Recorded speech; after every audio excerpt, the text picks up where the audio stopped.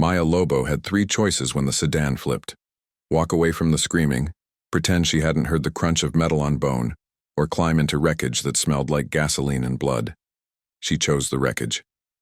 Now she lay on a trauma gurney under fluorescent lights that turned her vision into a tunnel, and the voice barking orders at the resident belonged to the man who had signed divorce papers 18 months ago because she refused to quit working nights.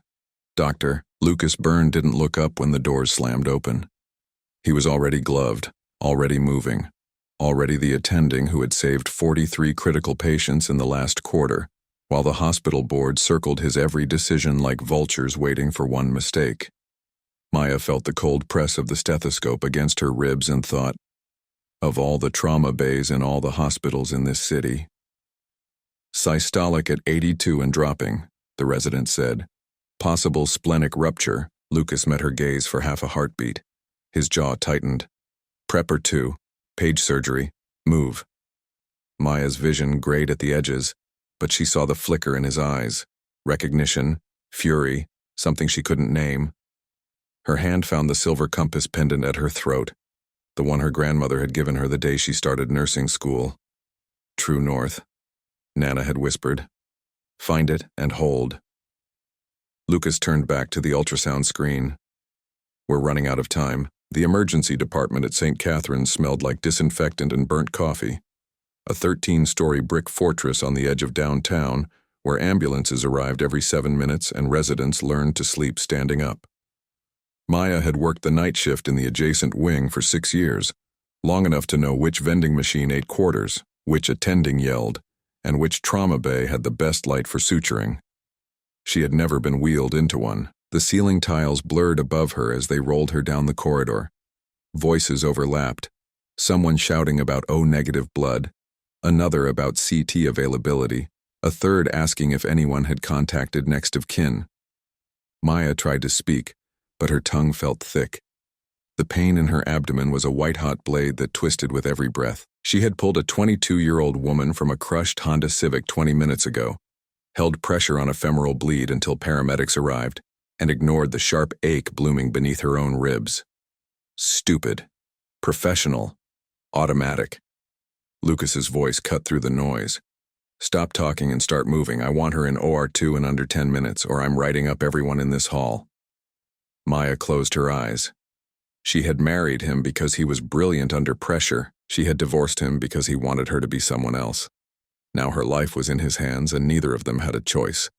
The operating room was cold enough to hurt. Maya drifted in and out as they transferred her to the surgical table, voices washing over her in fragments. Lucas stood at the edge of her vision, speaking quietly to the anesthesiologist, a woman with silver streaks in her hair and steady hands. Maya caught the words conflict of interest and recusal protocol before the mask descended over her face. Maya, Lucas's voice, low and careful. You're hemorrhaging. We need to go in now. Do you understand? She nodded. Her hand tightened on the compass pendant. The chain dug into her palm. I'm not operating, Lucas said. Dr. Patel is lead. I'm supervising only. The board has me under review for the Hendricks case, and I can't. I know. Her voice cracked.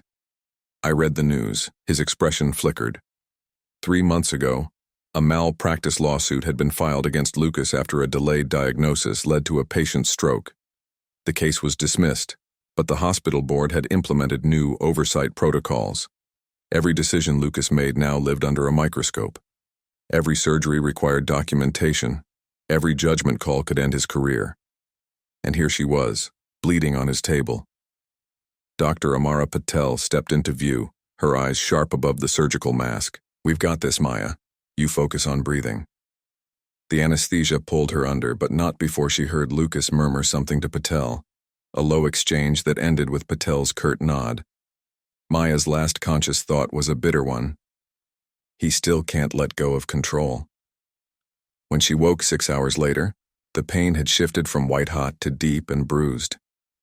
A nurse was adjusting her IV, someone Maya didn't recognize, which meant she was in post-op recovery, not the ER. The clock on the wall read 2:47 in the morning.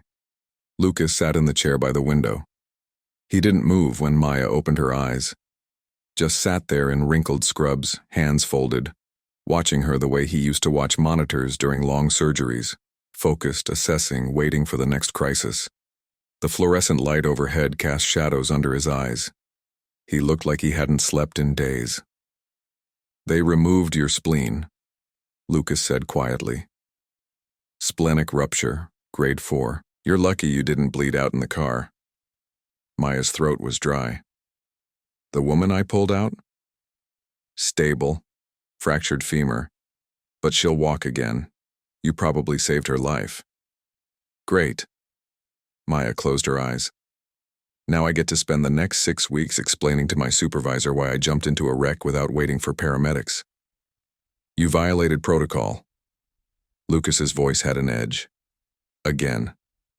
I'm a nurse. I don't turn off. You almost died." Maya looked at him then, really looked. His hair was longer than she remembered, curling slightly at the nape. He'd shaved the beard he'd grown after the divorce. The scar above his left eyebrow, from a hockey game in med school, was still there, pale against his skin. She had kissed that scar on their wedding night. She had stopped kissing it 6 months before he walked out. "Why are you here?" she asked. Lucas leaned forward, elbows on his knees. "Because the board wants a full incident report by Monday morning. Because you came into my trauma bay with internal bleeding and I had to recuse myself mid-case. Because if anyone questions my judgment call to let Patel operate, I could lose my license. So this is professional. This is complicated." Maya exhaled slowly. "What do you want, Lucas?" He was quiet for a long moment. Then, "I need you to cooperate with the review. Answer questions. Be transparent. The board is looking for any reason to say I mishandled this, that I should have transferred you to County General, that I let personal history cloud my judgment.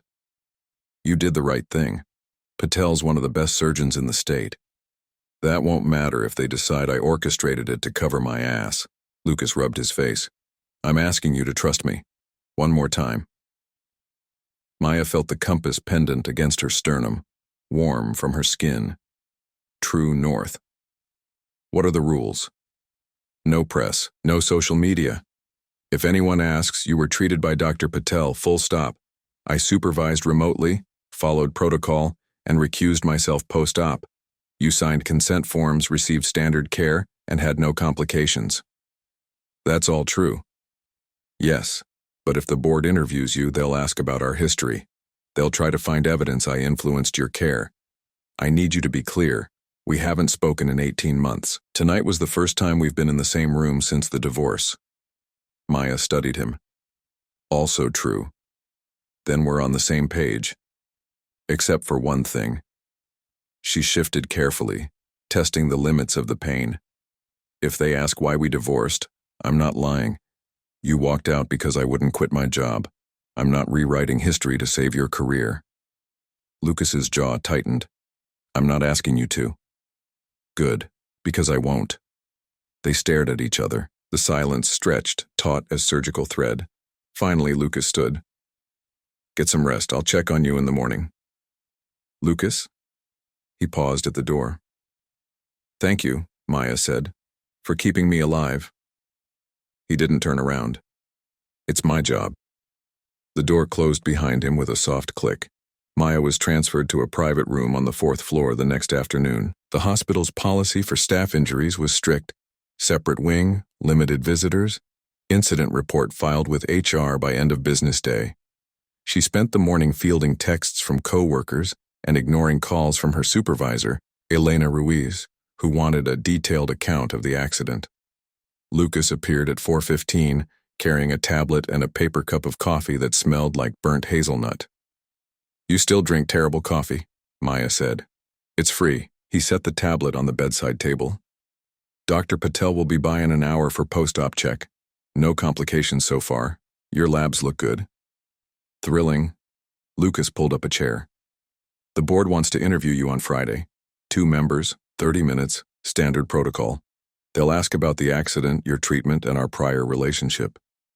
"And you're here to coach me?" "I'm here to make sure you understand what's at stake." He opened the tablet, scrolling through what looked like a legal document. If they determine I acted inappropriately, I lose my attending position, possibly my license. Maya felt a flicker of anger. You think I'd sabotage you? I think you're angry. I think you have every right to be. But I need to know you won't let that anger turn this into something it's not. Before Maya could respond, the door swung open. A tall woman in a charcoal suit entered, her expression sharp and assessing. She carried a leather portfolio and moved with the controlled precision of someone used to courtroom battles. Maya recognized her immediately. Victoria Hale, the hospital's lead attorney. Dr. Byrne, Hale said coolly. I need a word. Lucas stood. Ms. Hale, I didn't realize you were. The board asked me to conduct preliminary interviews. Hale's gaze flicked to Maya. Ms. Lobo, I'm glad to see you're recovering. I'll need a statement from you regarding the incident. Lucas stepped forward. She just had major surgery. Can this wait? Unfortunately, no. The board meets on Monday and I need all interviews completed by Saturday. Hale opened her portfolio, pulling out a slim recorder. This won't take long. Maya met Lucas's eyes. His expression was carefully neutral, but she saw the tension in his shoulders, the way his hand tightened on the back of the chair. This was the test. The first moment where their story would be scrutinized, dissected, and filed away for judgment. I'm happy to answer questions, Maya said steadily. What do you need to know? Hale smiled, a thin, professional curve of the lips. Let's start with how you ended up in Dr. Byrne's trauma bay. The interview lasted 40 minutes. Hale asked detailed questions about the accident, Maya's injuries, and the decision-making process in the ER. She circled back twice to Lucas's presence in the trauma bay, asking if Maya had requested him specifically, if he had made any clinical decisions, if she felt his involvement had been appropriate. Maya answered each question with care. Dr. Byrne followed protocol. He recused himself immediately. Dr. Patel performed the surgery. But he was present during your intake. He's the trauma attending. That's his job. Hale made a note on her tablet. And your prior relationship, did that influence his decision to recuse? Yes, Maya said. It was the ethical choice. Some might argue he should have transferred you to another hospital entirely. And some might argue that delaying my surgery by 30 minutes would have killed me. Maya kept her voice level. Dr. Byrne made the right call. If you're looking for evidence of misconduct, you won't find it here. Hale studied her for a long moment. Then she closed the portfolio. Thank you for your time, Ms. Lobo. I'll be in touch if we need clarification. Lucas walked Hale to the door. Maya couldn't hear their murmured conversation, but she saw the way Hale's expression softened slightly, the way Lucas's shoulders relaxed by a fraction. When the attorney left, Lucas turned back to Maya. That went better than expected, he said. You thought I'd throw you under the bus? I thought you'd tell the truth, which could go either way. Maya touched the compass pendant. I did tell the truth. You saved my life. That's not up for debate. Lucas was quiet for a moment. The woman you pulled from the wreck, her name is Chloe Tran, 22, graduate student at State. She asked about you this morning. Is she okay? Recovering. She wanted to thank you. Lucas pulled out his phone, scrolling through messages. Her brother sent this. He turned the screen toward Maya. The photo showed Chloe in a hospital bed, smiling despite the bruises on her face, holding up a handmade sign that read, Thank you, Maya, in bright red marker. Maya's throat tightened. She doesn't even know me, Maya murmured. She knows you risked your life for hers. That's enough. Lucas pocketed the phone. The family wants to visit once you're feeling better. I told them I'd check with you first. I'd like that. Lucas nodded. He lingered by the door as if weighing whether to say something more. Finally, you scared me, Maya. When they wheeled you in and I saw the blood. He stopped. I forgot how much it hurts to watch someone you care about slip away. Maya's chest ached. We're not those people anymore, Lucas. I know. His voice was barely audible, but for about 10 seconds in that trauma bay, I forgot. He left before she could respond. Maya sat in the empty room, the compass pendant cold against her palm, and wondered what it meant that neither of them had said goodbye. By Thursday, Maya was walking short distances with assistance and fielding visits from well-meaning colleagues. Her supervisor, Elena, appeared at 9 in the morning with flowers and a stack of incident forms that needed signatures. Dr. Patel stopped by twice to check her incision. A steady rotation of nurses from the night shift brought gossip, chocolate, and pointed questions about Lucas. "I heard he almost punched a resident for moving too slow," whispered Simone, a charge nurse from the ICU. "I heard he stayed in the OR observation room the entire 6 hours," added Carlos, who worked triage. "Didn't eat, didn't sit. Just watched Patel work." Maya said nothing. She signed Elena's forms, thanked Patel, and ate the chocolate. When Lucas appeared Thursday afternoon, he brought someone unexpected, Chloe Tran's older brother David.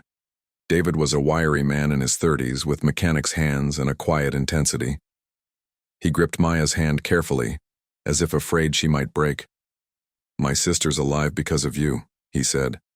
"The paramedics said if you hadn't held pressure on that artery, she would have bled out before they got there." "I'm glad she's okay," Maya said. "She's more than okay. She's planning to finish her thesis and adopt 3 cats." David smiled. "You gave her that future. I don't know how to repay that." "You don't need to. Still." David pulled a small object from his pocket, a keychain shaped like a compass. "Chloe wanted you to have this. She said anyone brave enough to climb into a wreck deserves to always find their way home." Maya stared at the tiny compass, its needle trembling toward north. Tears pricked her eyes. "Thank you." David left after a few more minutes of quiet gratitude. Lucas lingered by the window watching the city below. When the door closed, he said, "You make it look easy." "What?" "Caring for people, risking everything without thinking about the cost." He turned.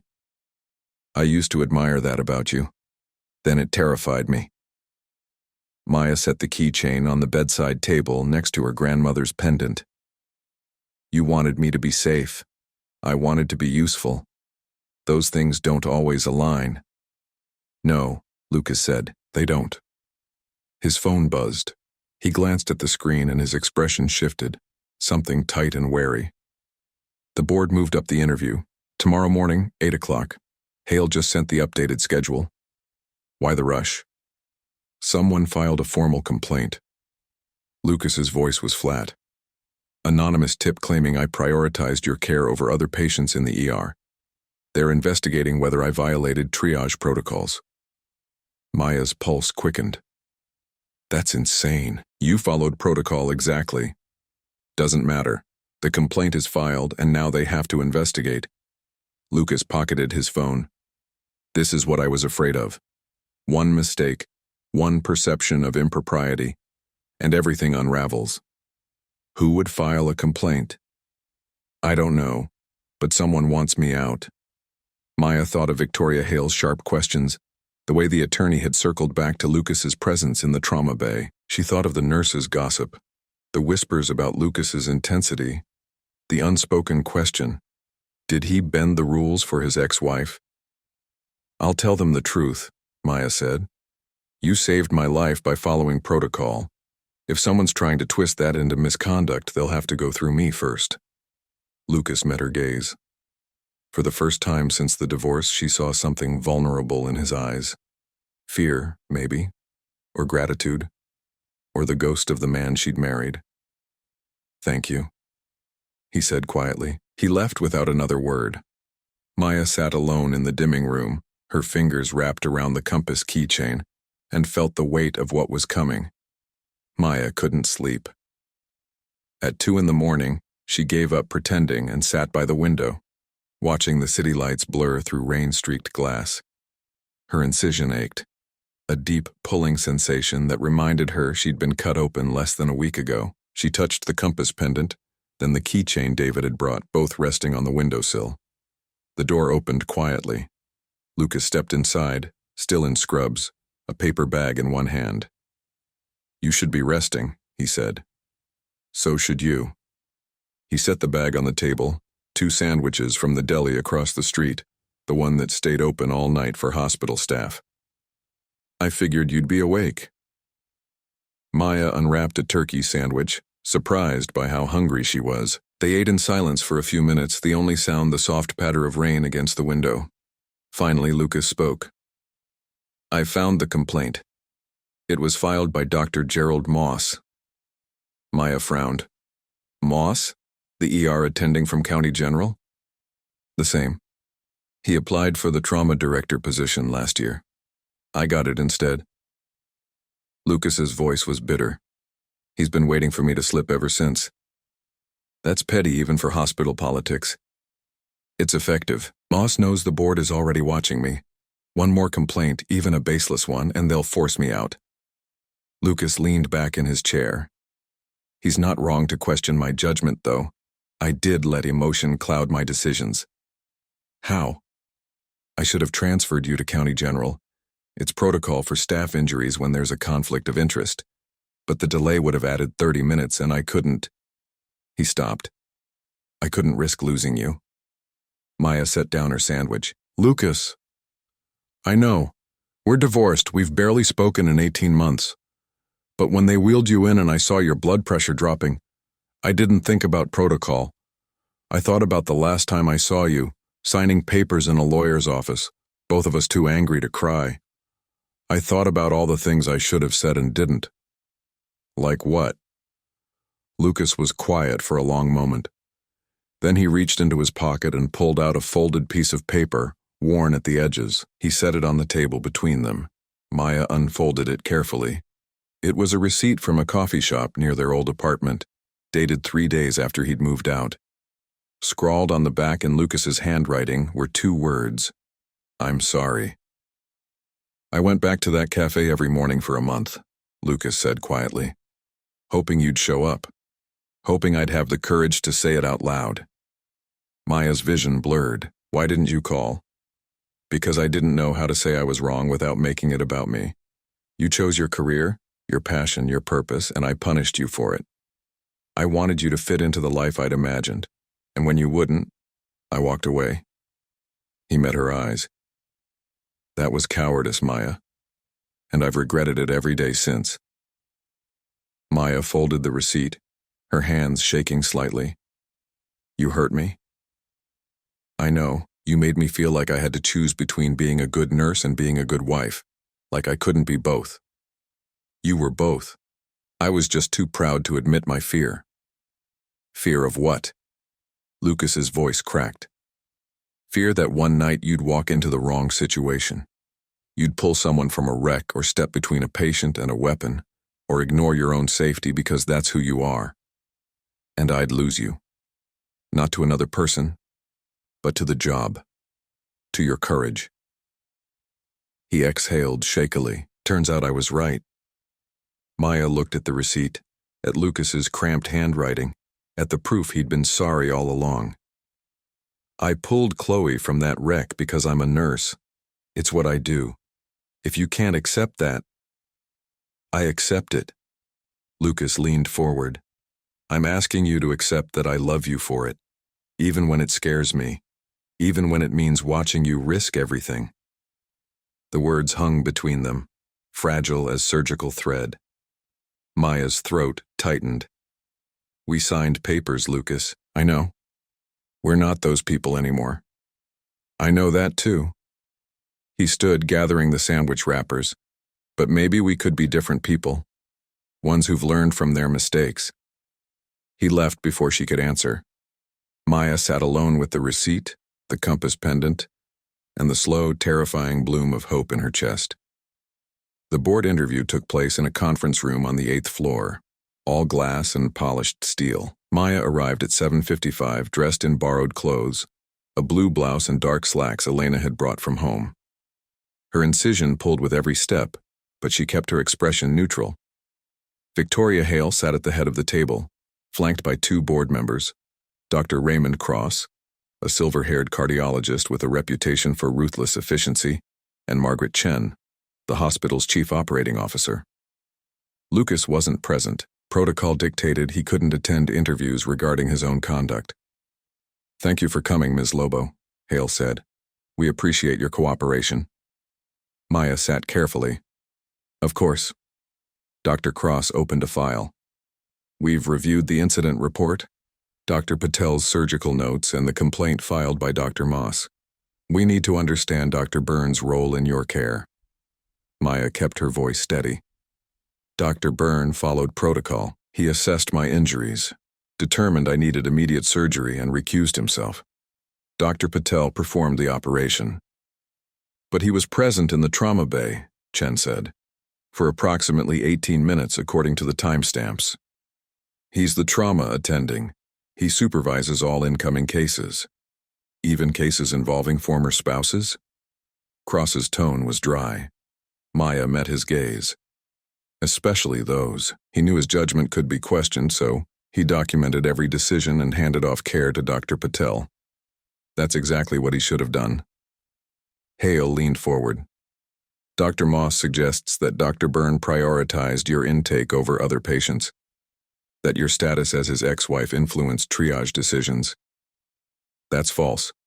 I came in by ambulance with life-threatening injuries. Triage protocols are clear. I was coded red, highest priority. Dr. Byrne didn't make that call. The paramedics did. Cross made a note. And your prior relationship, did it affect your expectations of care? Maya's jaw tightened. I expected competent, professional treatment. That's what I received. Some might argue that Dr. Byrne's presence was inappropriate regardless of his actions, that he should have removed himself entirely.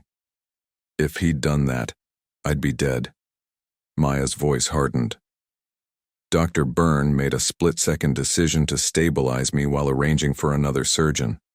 That decision saved my life. If you're looking for misconduct, you're wasting everyone's time. The room fell silent. Hale studied Maya for a long moment, then closed her file. Thank you, Ms. Lobo. That will be all for now. Maya stood, ignoring the sharp pull of her incision. As she reached the door, Chen spoke quietly. Ms. Lobo, for what it's worth, we're glad you're recovering. Maya nodded and left. In the hallway, she found Lucas waiting, hands shoved in his pockets, tension radiating from every line of his body. How did it go? He asked. I told them the truth. Which is? Maya stopped in front of him. That you saved my life, that you made the hard choice and followed protocol, that anyone questioning your judgment doesn't understand what it means to be a good doctor. Lucas's expression cracked. Maya.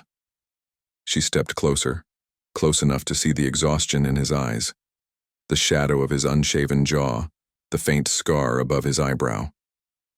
You hurt me when you left, but you didn't stop being a brilliant doctor. Don't let them take that from you. He reached out slowly, his hand hovering near her face, then falling. I don't deserve your defense. Maybe not, but you have it anyway. The moment stretched, fragile and raw. Then Maya's phone buzzed. She pulled it out, glancing at the screen. A text from Elena. County Recorder's Office called. They found something about the Hendricks case. You should see this. Maya showed Lucas the message. His face went pale. The Hendricks case was closed. Dismissed. Then why is the county recorder calling? Lucas's phone buzzed a second later. He read the message and his expression shifted from confusion to something harder. Hale wants to see me. Now. They walked to Hale's office in tense silence. Inside, the attorney sat behind her desk, a slim folder open in front of her. She looked up when they entered. Dr. Byrne, Ms. Lobo, thank you for coming. Hale gestured to the chairs. We have a problem. What kind of problem? Lucas asked. Hale turned the folder toward them. Inside was a photocopied document, a patient intake form from the Hendricks case, dated 2 years prior. At the bottom, in careful handwriting, was a note. Patient BP 130/90 at 11:45 p.m. Monitored by Dr. L. Byrne. Below that, in different ink, patient discharged at 12:15 a.m. per Dr. Byrne's orders. Lucas stared at the form. That's not possible. I documented a follow-up at 1 a.m. before discharge. The timestamps are wrong. That's what I thought, Hale said quietly. So I requested the original intake forms from the county recorder's office. They're stored off-site for malpractice cases. She pulled out another document, this one older, slightly yellowed. This is the original. The note at the bottom read, "Patient BP stable. Follow-up at 1 a.m. per Dr. Byrne. Discharged at 1:30 a.m. Lucas's hands trembled. Someone altered the file. Yes, and submitted the altered version to support the malpractice lawsuit. Maya's pulse raced. Who? Hale slid a third document across the desk, a sign-in sheet from the hospital records department, dated 6 months ago. Halfway down the page, in neat cursive, Dr. Gerald Moss, County General, reviewing Hendrick's file for peer consultation. Lucas's voice was deadly quiet. Moss falsified evidence. It appears so, and he used that false evidence to support a malpractice claim, knowing it would put you under board review. Hale leaned back. The question is why? Maya thought of the anonymous complaint, the timing of the board investigation, the careful orchestration of Lucas's downfall. Because he wants the trauma director position, and the only way to get it is to destroy Lucas first. Hale nodded slowly. We need to prove it, and we need documentation. Lucas looked at Maya. Something passed between them. Understanding, partnership, the old rhythm of two people who'd once moved as one. We'll find it, he said. The hospital's records department was a windowless basement warren lit by flickering fluorescents. Maya and Lucas arrived at 9 p.m. after most of the staff had gone home. The night clerk, a tired-looking woman named Joanne, barely looked up from her romance novel when they signed in. We need access to archived malpractice files, Lucas said, specifically the Hendricks case. Joanne pointed to a row of filing cabinets. Alphabetical. Don't remove anything, and log what you review. They worked in silence for 20 minutes, pulling folders and comparing documents. Maya found the original hospital intake logs, each entry stamped with a blue county recorder's seal.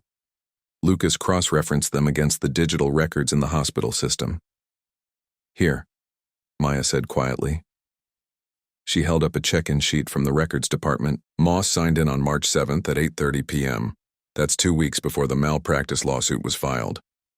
Lucas pulled up the digital file on his tablet, and the altered intake form was scanned into the system on March 8th at 2 a.m. Moss had access for over 5 hours. But how do we prove he made the changes? Lucas zoomed in on the altered document. The timestamps are wrong. The ink color is slightly different. See how the discharge note is darker? That suggests it was added later with a different pen. That's not enough for a criminal charge. No, but it's enough to request a handwriting analysis. Lucas pulled out his phone, snapping photos of both documents. If we can prove the discharge note was added after the fact, and that Moss was the only person with access to the original file, we have him. Maya's phone buzzed. Another text from Elena. Moss just filed a second complaint against you. Claims you gave preferential treatment to Maya during triage. Board meeting moved to Monday morning. Lucas's face went white. He's escalating. Because we're getting close. Maya looked at the documents spread across the table. He knows we're digging. He's trying to force the board's hand before we can prove anything. We need a witness. Someone who can confirm Moss was acting suspiciously. Joanne looked up from her novel. You talking about that doctor from County General? Tall guy, always wore a tie? Maya and Lucas turned. You remember him? Hard to forget. He came in here 3 times in 1 week, always asking for old malpractice files, said he was doing a research study. Joanne shrugged. Seemed fishy, but he had clearance, so I let him look. Did you keep records of what he accessed? Sure. We log everything. Joanne pulled out a battered ledger, flipping to March. Here, March 5th, 7th, and 9th. He reviewed 4 different cases, including yours, Dr. Byrne. Maya's pulse quickened. Can we get a copy of this? I'll need authorization from the legal department. I'll get it. Lucas pulled out his phone, texting Hale. Thank you, Joanne. This could change everything. They left the records department at 10:15. Outside, the city was quiet, the streets slick with rain. Lucas walked Maya to her car, both of them silent, the weight of what they'd found settling like stone. Moss is going to fight this, Maya said. "He'll claim he was doing legitimate research." "Let him. We have documentation, timestamps, and a witness. That's more than he has." Maya hesitated, then reached into her pocket and pulled out her grandmother's compass pendant. She held it out to Lucas. "My grandmother gave this to me the day I started nursing school. She said it would help me find true north, the right path even when everything else is uncertain." Lucas took the pendant carefully. "Maya, you gave me back my life. This is me giving you back your career." She closed his hand around the compass. "Don't let Moss take it. Don't let anyone make you doubt that you're a good doctor." Lucas's eyes were bright. "I don't deserve this." "Then earn it." Maya stepped back. "Fight for yourself the way you fought for me." She drove home alone, the city lights blurring through her tears, and didn't let herself look back. The board meeting was scheduled for 10 a.m. on Monday. At 8:30, Lucas received an email from Dr. Cross. "Please be prepared to address allegations of misconduct, including preferential treatment and falsification of records." Falsification. The word landed like a punch. Lucas sat in his office, the compass pendant on his desk, and tried to understand how everything had unraveled so quickly. Moss's second complaint claimed Lucas had altered triage logs to prioritize Maya's intake, that he'd pressured staff to expedite her surgery, that he'd used his position to manipulate the system. All of it was false. All of it was meticulously crafted to destroy him, and now the board believed he'd falsified records. His phone rang. Hale's voice was clipped. "The board wants to suspend you pending investigation, effective immediately." "They can't do that. We have evidence against Moss, evidence that takes time to verify. Moss's complaints are documented and recent. Yours are allegations." Hale paused. "I'm sorry, Lucas. They're moving forward." "What about Maya? She testified on my behalf." "They're questioning her credibility, claiming she's biased because of your prior relationship." Hale sighed. "You need to prepare for the worst." Lucas ended the call. The office felt too small, the walls pressing in. He thought of the 18 months since the divorce, the slow rebuild of his career, the careful navigation of every decision. He thought of Maya in the trauma bay, bleeding and brave, and the split-second choice that had brought him here. He picked up the compass pendant. True north. Where was true north when the system was rigged? His phone buzzed again, a text from Maya. "Don't give up. I'm working on something." Lucas closed his eyes. He wanted to believe her. He wanted to believe that truth mattered, that evidence would prevail, that fighting back wasn't futile. But sitting in the silence of his office, facing suspension and the ruin of everything he'd built, he couldn't find the hope. What would you do, he thought, if you knew you couldn't win? The question had no answer. Maya arrived at Victoria Hale's office at 9 a.m., 20 minutes before the board meeting. She carried a folder thick with documents, her movements careful but determined. Hale looked up, surprised. "Ms. Lobo, you shouldn't be here." "I have evidence." Maya set the folder on the desk. 3 pieces that prove Dr. Moss falsified records and filed false complaints. Hale opened the folder. Inside were 3 documents. First, a photocopy of the original Hendricks intake form, with the county recorder's seal clearly visible in the top right corner. The seal was dated February 12th, 2 years prior, and included a handwritten notation. "Original filed and sealed per county protocol." Below that, in careful blue ink, was the timestamp. "Patient discharged at 1:30 a.m. per Dr. Byrne." "The county recorder's office keeps originals of all malpractice-related documents," Maya explained. "This is the sealed original. The discharge time is 1:30 a.m., not 12:15. Someone altered the file after it was sealed." Second, a handwritten ledger page from the hospital records department signed by Joanne Mills, night clerk. The entry read, "March 7th, 8:30 p.m. Dr. Gerald Moss, County General, accessed Hendricks' file for peer review. Remained in records room until 1:45 a.m. Requested unsupervised access." Joanne kept her own log because Moss's behavior seemed suspicious, Maya said. He was alone with the files for over 5 hours. That's when the alterations were made. Third, a printed email chain between Moss and an unknown account, retrieved from the hospital's IT department. The messages, dated March 9th, discussed correcting documentation and ensuring appropriate review of Dr. Byrne's judgment calls. The final email, sent at 11:57 p.m., read, "Adjustments complete. File submitted to legal. This should be sufficient." IT pulled this from the server backups, Maya said. Moss used his personal email to coordinate with someone outside the hospital. They planned the falsification together. Hale studied the documents, her expression unreadable. Then she reached for her phone. "Dr. Cross, I need you in my office immediately. Bring the board." 10 minutes later, the conference room was full. Lucas sat at the end of the table, flanked by Hale, while Dr. Cross, Margaret Chen, and 2 other board members reviewed the evidence. Maya stood by the window, her hands folded, watching. "This is extraordinary," Cross said quietly. "If these documents are authenticated—" "They are," Hale interrupted. "I've contacted the county recorder's office and the IT department. Both confirm the documents are legitimate." Chen looked at Lucas. "Dr. Byrne, did you have any knowledge of Dr. Moss's actions?" "None. I believed the malpractice case was legitimate. I didn't know the records had been altered." "And Ms. Lobo, how did you obtain these documents?" Maya stepped forward. "I asked questions. I reviewed public records. I talked to people who remembered seeing Dr. Moss in the records department."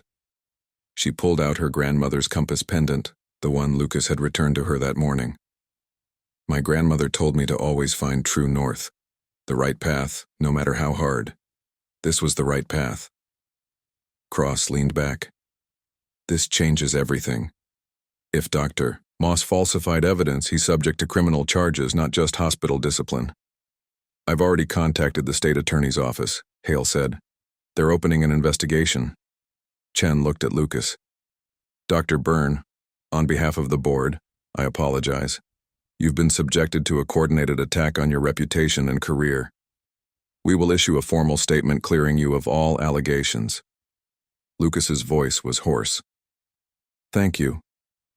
"Don't thank us yet," Cross said. "We'll need your cooperation in the investigation against Moss. This is going to be highly publicized." "I'll do whatever's necessary." The board members filed out, leaving Lucas, Maya, and Hale alone. Hale closed her folder. "You should know. Dr. Moss has been placed on administrative leave. County General is conducting its own review." Maya nodded. "Good." Hale left. Lucas turned to Maya, his eyes red-rimmed. "You saved me." "You saved me first." Maya handed him the compass pendant. "We're even." Lucas took the pendant, his fingers brushing hers. "I don't know how to thank you." "You don't have to. Just be the doctor I know you are." They stood in the empty conference room, the city spreading out below them through the glass walls. And for the first time in 18 months, the distance between them felt like something they could cross. The hospital held a press conference on Wednesday afternoon.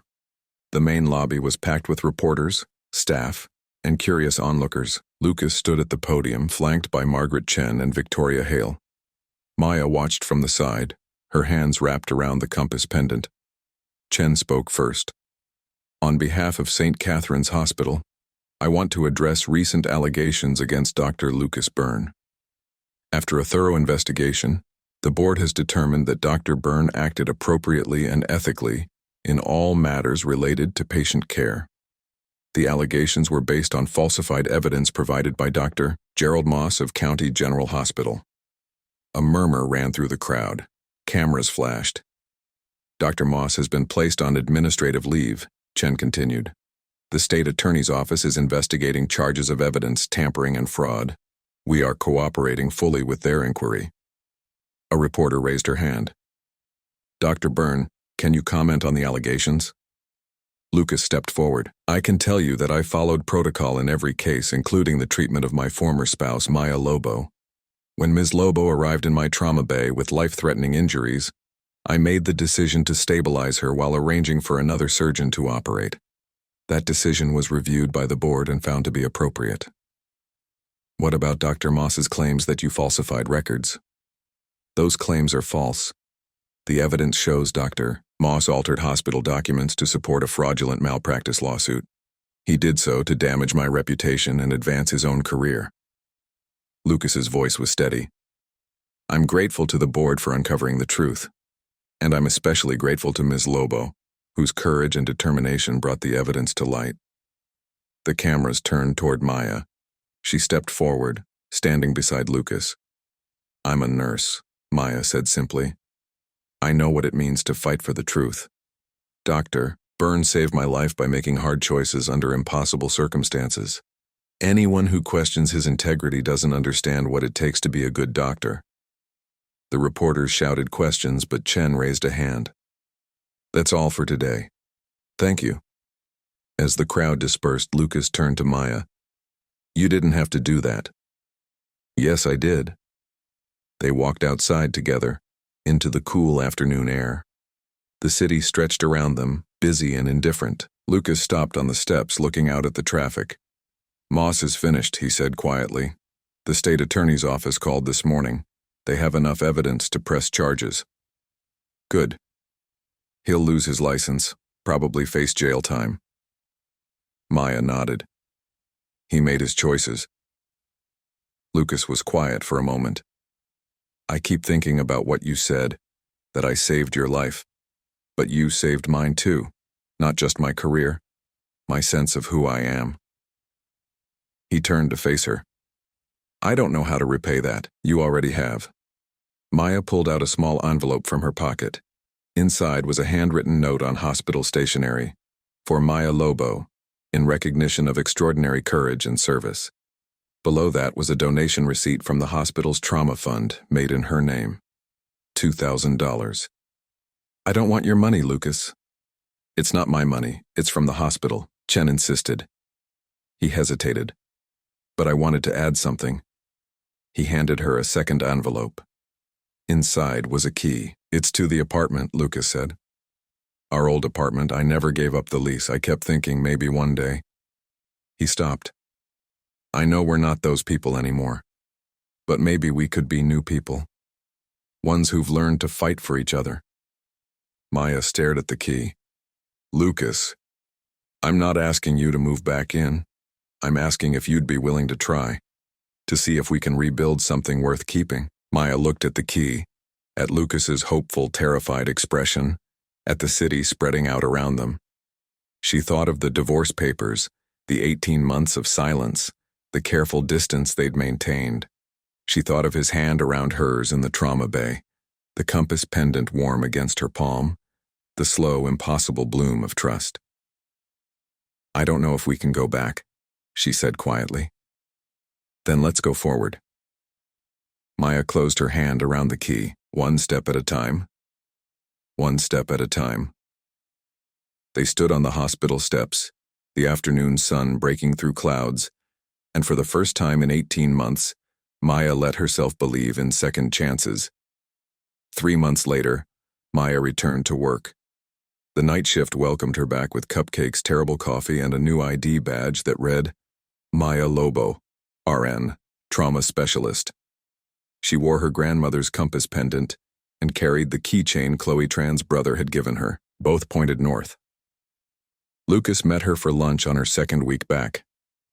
They sat in the hospital cafeteria, eating sandwiches and talking about small things, patients, paperwork, the new resident who fainted during a code. It was easy, comfortable, the rhythm of two people learning to be friends again. Moss was sentenced yesterday, Lucas said. 18 months for fraud and evidence tampering. Maya nodded. I heard. Chen asked if I wanted to make a statement. I declined. Good, he's not worth your energy. Lucas smiled. When did you become so wise? I almost died. It changes your perspective. They finished lunch and walked out together. At the elevator, Lucas hesitated. I'm having dinner at the apartment tonight. Nothing fancy, just pasta and wine. If you wanted to stop by. I'll be there, Maya said. She arrived at 7:30, carrying flowers and a bottle of red wine. The apartment looked the same. Same furniture, same books on the shelves, same framed photo of their wedding day on the mantel. But it felt different. Lighter, maybe. Less haunted. Lucas cooked while Maya set the table. They ate slowly, talking about the future. Maya's plans to train new nurses, Lucas's research on trauma protocols, the possibility of a vacation next spring. When the dishes were cleared, Lucas pulled out a small box. "I got you something," he said. Inside was a silver bracelet, delicate and simple. Engraved on the inside were 2 words. True North. Maya's throat tightened. "Lucas, I'm not asking for promises. I'm not asking for guarantees. I'm just asking if you're willing to see where this goes."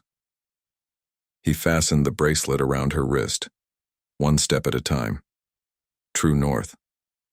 Maya looked at the bracelet, at Lucas's careful expression, at the life they were tentatively rebuilding. 1 step at a time, she agreed. They sat on the couch talking until midnight. When Maya left, Lucas walked her to her car, his hand warm around hers. At the door, he leaned down and kissed her forehead, gentle, careful, full of promise. "See you tomorrow?" he asked. "See you tomorrow." Maya drove home through quiet streets, the compass pendant warm against her chest, the bracelet gleaming on her wrist. She thought about courage and truth, about fighting for what mattered, about finding your way back even when the path seemed impossible. Courage isn't just about risking your life.